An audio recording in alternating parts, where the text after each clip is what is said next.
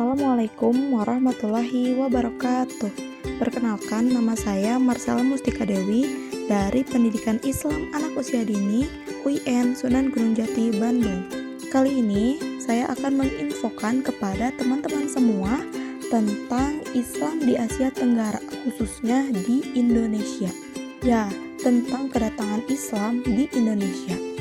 Teori kedatangan Islam ke Indonesia untuk kawasan Asia Tenggara, penganut agama Islam di Indonesia menempati urutan teratas karena agama Islam dianut oleh mayoritas dari penduduk Indonesia. Di samping penganut agama lainnya tentang kedatangan Islam ke Indonesia, terdapat perbedaan pendapat di antara para ahli sejarah, yaitu menurut Vigenappel, sarjana Belanda. Ia mengaitkan asal-muasal Islam di Nusantara dengan wilayah Gujarat dan Malabar. Menurutnya, orang-orang Arab bermazhab Syafi'i yang bermigrasi dan menetap di wilayah India, kemudian membawa Islam ke Nusantara. Yang kedua, menurut Moquet, sarjana Belanda lainnya. Ia berkesimpulan bahwa tempat asal Islam di Nusantara adalah Gujarat. Ia mengamati batu nisan di Pasai bertanggal 17 Zulhijjah September tanggal 27 tahun 1428 Masehi. Mirip dengan batu nisan Maulana Malik Ibrahim yang sama dengan batu nisan yang terdapat di Cambai, Gujarat. Sementara Fatimi berpendapat bahwa bentuk dan gaya batu nisan tersebut justru mirip dengan batu nisan yang terdapat di Bengal. Sehingga ia menyimpulkan bahwa asal Islam yang datang ke Nusantara adalah wilayah Bengal. Dan yang ketiga, ada Keijer. Ia memandang Islam di Nusantara berasal dari Mesir atas dasar kesamaan penganut mazhab Syafi'i di kedua wilayah tersebut. Sementara Arnold, Crawford, dan Naguib al-Atlas memegang teori bahwa Islam datang ke Nusantara dibawa oleh dari Arabia langsung. Itulah beberapa pendapat para ahli. Kita lanjut ke proses penyebaran Islam di Indonesia ya. Islam pun disebarkan di Indonesia melalui 3 tahapan. Yang pertama, Islam disebarkan di pelabuhan-pelabuhan Nusantara.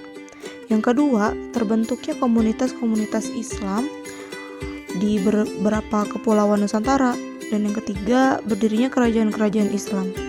Adapun saluran-saluran dalam proses perkembangan Islam di Indonesia menurut Uka Cahya Sasmita ada 6, yaitu saluran perdagangan, perkawinan, tasawuf, pendidikan, kesenian, dan saluran politik. Perkembangan Islam di Indonesia sejak kedatangannya di Nusantara pada abad pertama Hijriyah atau 7 Masehi, agama Islam berkembang dengan pesat. Kerajaan Islam pun pertama di Nusantara adalah Samudra Pasai dengan raja pertamanya Malik al-Saleh. Kemudian kerajaan Aceh sebagai penganut kerajaan Lamuri dan Aceh Dar al-Kamal dengan raja pertamanya Ali Mugayyad Shah menerima Islam dari Pasai. Di Jawa, kerajaan Islam pertamanya adalah Demak, bergelar Senopati Jimbun Ngabdurrahman, Penembahan Palembang Sayyidin Panatagama dengan rajanya Raden Patah. Kerajaan Islam selanjutnya adalah Pajang, Mataram, Cirebon, dan Banten. Penyebaran Islam di Jawa terkenal dengan sebutan Wali Songo, Kerajaan Banjar dan Kutai di Kalimantan, Kerajaan Ternate di Maluku, Kerajaan Gorontalo, Bone, Wajo, Sopeng, dan Luwu di Sulawesi. Dan yang terakhir, bentuk-bentuk kebudayaan Islam di Indonesia. Seiring dengan berjalannya waktu, bentuk-bentuk kebudayaan Islam di Indonesia semakin beragam. Di bidang seni bangunan, selain di ibu kota negara, museum-museum didirikan hampir di setiap tempat kerajaan-kerajaan Islam tempo dulu seperti di Banten, Cirebon, Demak, dan lain-lain. Bangunan masjid pun menyebar di seluruh wilayah Indonesia, mulai dari Sabang hingga Merauke. Masjid Raya, Aceh, Kesultanan Medan, Demak, Cirebon, Banten, dan sebagainya masih kokoh berdiri. Terlebih setelah merdeka, bangsa Indonesia berhasil membangun masjid terbesar di Asia Tenggara pada masa yaitu Masjid Istiqlal. Di tengah perkebunan teh puncak Bogor pun didirikan Masjid At-Ta'awun yang sangat indah. Di kota Tangerang didirikan Masjid Megah.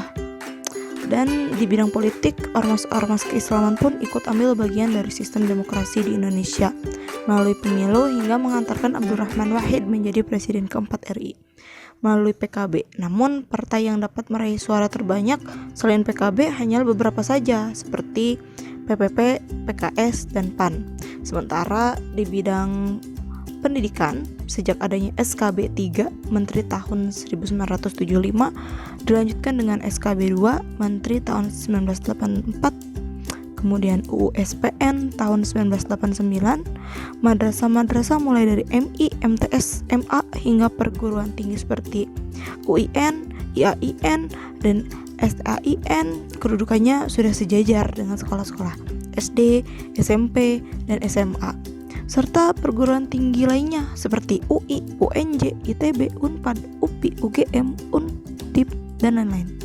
Pesantren-pesantren pun tumbuh subur, mulai dari yang kurikulumnya masih bersifat tradisional hingga yang sudah modern, baik di kota maupun di pedesaan, seperti Pondok Modern Gontor yang cabangnya sudah ada di seluruh tanah air, sehingga lebih banyak menjaring siswa yang berminat menuntut ilmu ala Gontor tanpa harus pergi ke sana. Bahkan sekolah-sekolah mulai mengadopsi sistem pengajaran pesantren dengan memadukan keduanya. Sekian yang dapat saya sampaikan mengenai Islam di negara kita tercinta, Indonesia. Terima kasih sudah menyimak. Semoga bermanfaat. Wassalamualaikum warahmatullahi wabarakatuh.